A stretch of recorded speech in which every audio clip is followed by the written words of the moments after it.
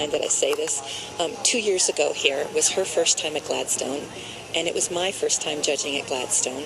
And she was going around the ring for the Prix St. George, and she was grinning, and she saw me, and she goes, "Hi, Jeannie, I'm so excited I'm here." I said, "Me too." And then she went on to have a spectacular show. So I'm hoping that she'll have a good one this time, too. Well, I used to know her, by the way, from Massachusetts. And Maksymilian is a powerful, powerful horse.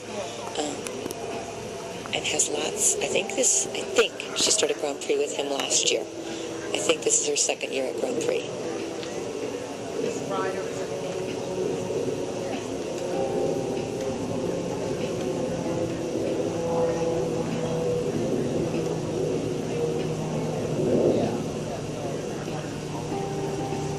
So from the side, again going a little bit about what we could do, she wants to make the horse look a little lighter than he looked. He looked like he started to lean down in her hands a little, and he lost a little bit of the loft and the cadence in the half pass.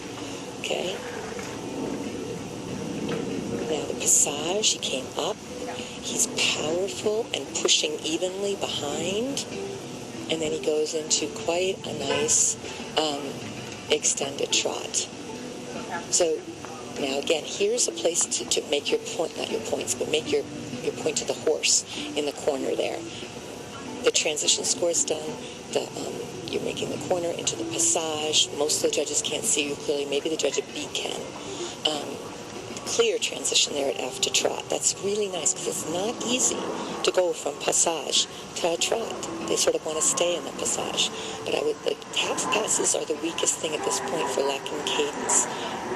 She has so much cadence in her regular trot there, and you want to maintain the same cadence in the trot and the lateral work. But you see here, this is a very relaxed tail, okay? Relaxed ears, but maybe a little short in the neck, a little bit looking heavy into the bridle.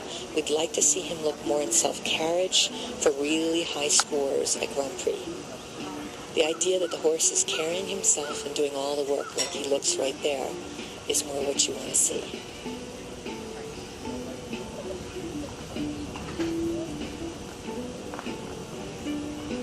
You see, that was clear into the first stride. He relaxed, he didn't root, but he relaxed and stretched into the bridle. His neck is long, his nose is out.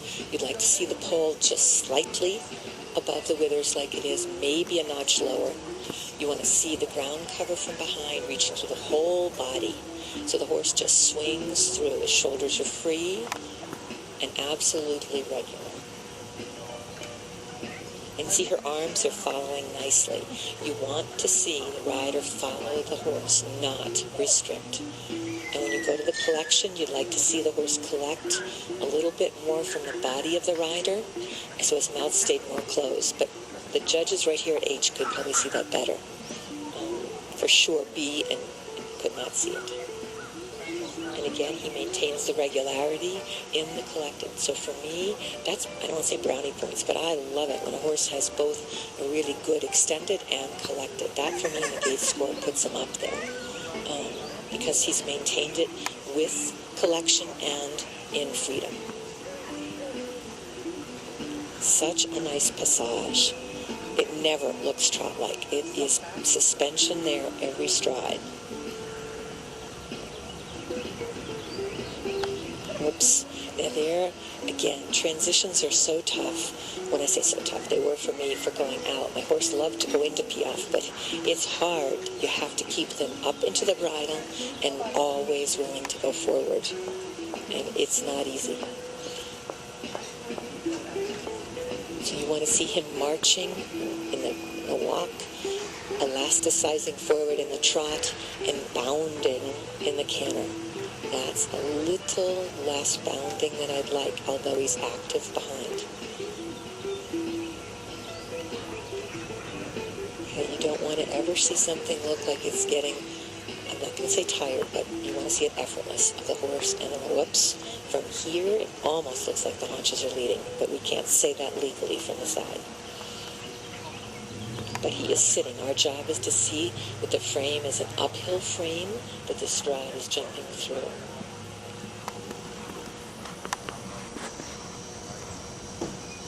And again, flying in the tempes.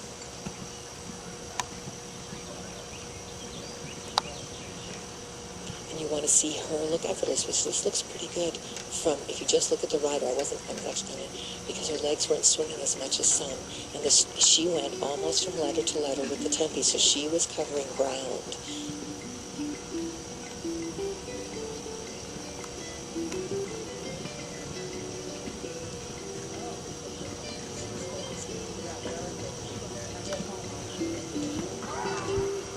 So again, quite nice on those one tempies.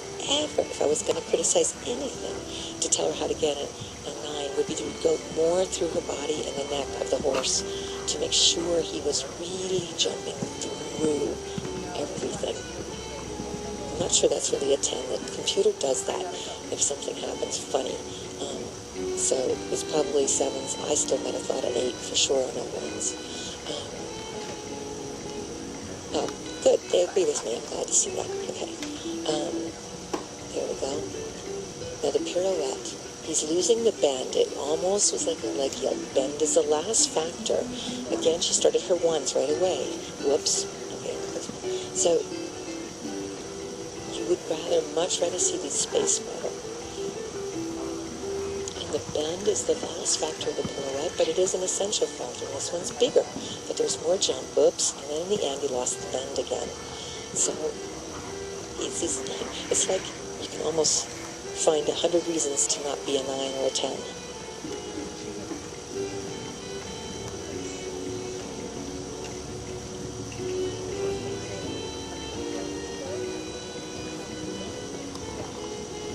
And I just thought of this. I used to do dog shows on obedience trials and was actually an obedience judge.